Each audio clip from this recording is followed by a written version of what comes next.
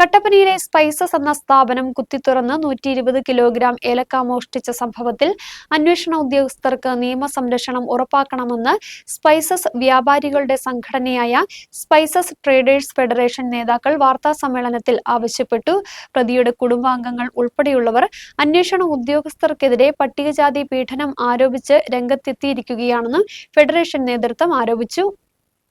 കഴിഞ്ഞ ജനുവരി 3 പുലർച്ചെയാണ് കട്ടപ്പന ജ്യോതിഷ് ജംഗ്ഷനിലെ ബിബിൻ മാത്യു എന്നയാളുടെ ഉടമസ്ഥതയിലുള്ള RMS സ്പൈസസിൽ മോഷണം നടന്നത്. കട്ടപ്പനയിൽ നിന്നും മോഷ്ടിച്ചെടുത്ത പെട്ടി ഓട്ടോറിക്ഷയിലാണ് കാമാക്ഷിപുരം SI എന്നറിയപ്പെടുന്ന കുപ്രസിദ്ധ മോഷ്ടാവും കൂട്ടാളിയും ചേർന്ന് സ്ഥാപനത്തിന്റെ ജനൽ തകർത്ത് ചാക്കിൽ സൂക്ഷിച്ചിരുന്ന ഏലക്ക മോഷ്ടിച്ചത്. മോഷണത്തിനായി ഉപയോഗിച്ച പെട്ടി ഓട്ടോറിക്ഷ പിന്നീട് ചെറുതോണി പാലത്തിന് സമീപം ഉപേക്ഷിക്കപ്പെട്ട നിലയിൽ കണ്ടെത്തി. സ്ഥാപനത്തിലെ CCTV ഫുട്ടേജിൽ നിന്നും പ്രതിയെ തിരിച്ചറിഞ്ഞ കട്ടപ്പന പോലീസ് 8 കിലോമീറ്ററോളം നടന്ന് പ്രതിയുടെ വീട് വളഞ്ഞെങ്കിലും പ്രതി പടക്കമെറിഞ്ഞും 5 മാസം മാത്രമുള്ള കുഞ്ഞിനെ ഹ്യൂമൻ ഷീൽഡായി ഉപയോഗിച്ചും ഭീകരാന്തരീക്ഷം സൃഷ്ടിച്ച് പോലീസിന് പിടികൊടുക്കാതെ ഓടി രക്ഷപ്പെട്ടു. തുടർന്ന് പ്രതിയുടെ കുടുംബാംഗങ്ങൾ ഉൾപ്പെടെയുള്ളവർ അന്വേഷണ ഉദ്യോഗസ്ഥർക്കെതിരെ പട്ടികജാതി പീഡനം ആരോപിച്ച് രംഗത്തെത്തിയിരിക്കുകയാണ്. നിയമത്തിന്റെ പഴുതിൽ പിടിച്ച് മോഷണക്കേസിലെ പ്രതിയെ രക്ഷിക്കാനായി ഉന്നയിക്കുന്ന ആരോപണം ഒരു കാരണവശാലും അംഗീകരിക്കാനാവില്ലെന്ന് സ്പൈസസ് ട്രേഡേഴ്സ് ഫെഡറേഷൻ സംസ്ഥാന പ്രസിഡന്റ് KA ജോസഫ്,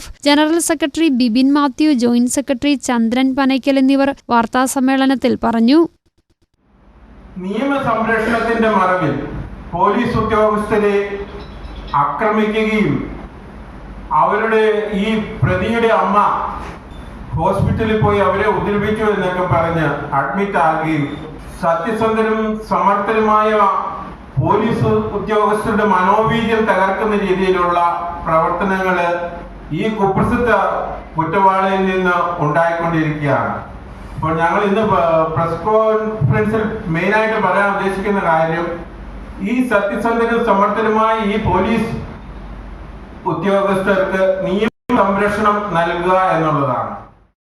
ഒരേ സമയം 2 മോഷണം നടത്തിയ പ്രതിയെ എന്ത് വില കൊടുത്തും അറസ്റ്റ് ചെയ്യണമെന്നും കേസന്വേഷിക്കുന്ന ഉദ്യോഗസ്ഥർക്ക് നിയമസംരക്ഷണം നൽകണമെന്നും നേതാക്കൾ ആവശ്യപ്പെട്ടു. കർഷകരിൽ നിന്നും സംഭരിക്കുന്ന ഏലക്ക അവധിക്ക് വിൽപ്പന നടത്തിയും വിദേശ വിപണികളെയും ആശ്രയിച്ച് വിപണനം നടത്തുന്നതുകൊണ്ട് സ്റ്റോറുകളിൽ മാസങ്ങളോളം സൂക്ഷിക്കേണ്ടിവരും. കർഷകർക്ക് മുഴുവൻ തുകയും നൽകി സംഭരിക്കുന്ന ഏലക്ക മോഷണം പോയാൽ ട്രേഡർമാർക്കുണ്ടാകുന്ന നഷ്ടം വളരെ വലുതാണ്. വിശ്വാസ്യതയുള്ള സ്പൈസസ് ഡീലർമാരെ നിലനിർത്തിയില്ലെങ്കിൽ വരൾച്ച കൊണ്ടും വന്യജീവി ആക്രമണം കൊണ്ടും നഷ്ടം സംഭവിച്ചുകൊണ്ടിരിക്കുന്ന ഏലക്കർഷകർ കൊടിയ ദാരിദ്ര്യത്തിൽ അകപ്പെടുമെന്ന സാഹചര്യം സൃഷ്ടിക്കപ്പെടുമെന്നും നേതാക്കൾ ചൂണ്ടിക്കാട്ടി.